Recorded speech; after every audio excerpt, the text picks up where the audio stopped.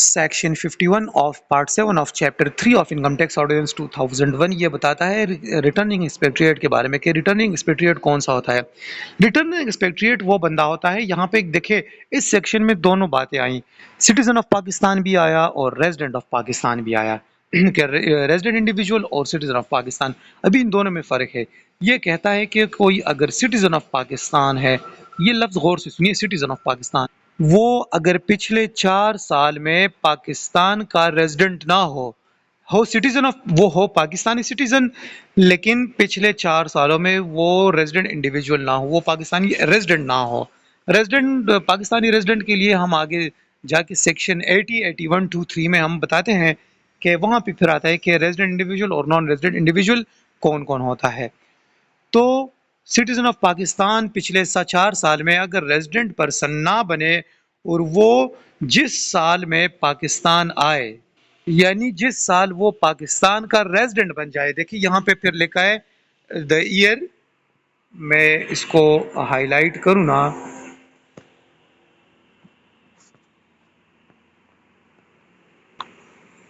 Year in which become a resident individual.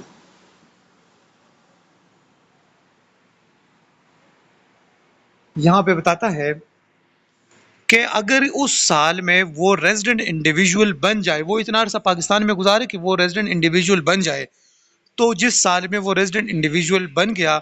उस साल का और उससे फॉलोइंग जो आने वाला साल होगा, इन दोनों सालों का उसकी फॉरेन सोर्स इनकम, ना कि पाकिस्तानी सोर्स इनकम, जो उसने कमाई है फॉरेन सोर्स इनकम, वो एग्जेम्प्ट फ्रॉम टैक्स होगी। लेकिन शर्त यहाँ पे ये बताई गई है कि इस शर्त पे कि उससे पिछले साल मुकम्मल जो पिछले 4 साल है, कंटिन्यूस प्रीवियस 4 इयर्स, वो नॉन रेजिडेंट होगा पाकिस्तान का, वो रेजिडेंट पर्सन नहीं होगा। तो इस सेक्शन से जो है ना हमारे बड़ी माजरत के साथ मैं एक बात बताते चलूँ, जो हमारे सियासी लीडर्स होते हैं या बड़े लोग जो अक्सर होते हैं, तो वो इस सेक्शन से बड़ा फ़ायदा उठाते हैं। वो 6 महीने से कम अरसा पाकिस्तान में गुजारते हैं और 6 महीने से ज़्यादा अरसा वो पाकिस्तान से बाहर कहीं ट्रिप पे जाते हैं, जिस मुल्क में भी चले गए, तो वो तो ज़ाहिर बात है कि वो नॉन रेजिडेंट बन गए। जब वो नॉन रेजिडेंट बन जाते हैं तो वहाँ वो फ़ॉरेन में, यहाँ से बड़ी माजरत के साथ मैं ये बात कहता हूँ कि यहाँ से ब्लैक मनी लेके जाते हैं बाहर और उसको वो इन्वेस्ट करते हैं और वहाँ से फिर उन पैसों पे वो कमाते हैं। जब वो कमाते हैं बाहर में, फ़ॉरेन में, तो वो पैसा फिर वो पाकिस्तान लाते हैं और जब वो पाकिस्तान लाते हैं वो पैसा, so that is exempt from tax. इसलिए क्योंकि वो ये सेक्शन पेश करते हैं कि भाई इनकम टैक्स ऑर्डिनेंस का सेक्शन 51 हमें टैक्स एग्जेम्पशन देता है। वो किस लिए? कि हम इससे पिछले 4 साल नॉन रेजिडेंट थे, अगरचे वो पाकिस्तानी सिटीजन है लेकिन वो खुद को नॉन रेजिडेंट बनाते हैं, 6 महीने से ज़्यादा अरसा वो पाकिस्तान से बाहर गुजारते हैं साल में, तो इसलिए वो नॉन रेजिडेंट बन जाते हैं और वहाँ पे पैसा कमाते हैं और वही पैसा जो यहाँ पाकिस्तान से वो लोग ले गए होते हैं, पाकिस्तान से उन्होंने ब्लैक में वो पैसा बाहर ले गया होगा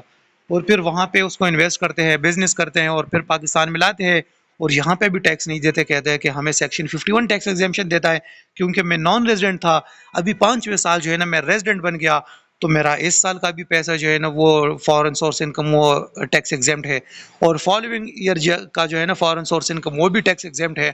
इस तरह वो 2 साल जब वो लोग गुजारते हैं उसके बाद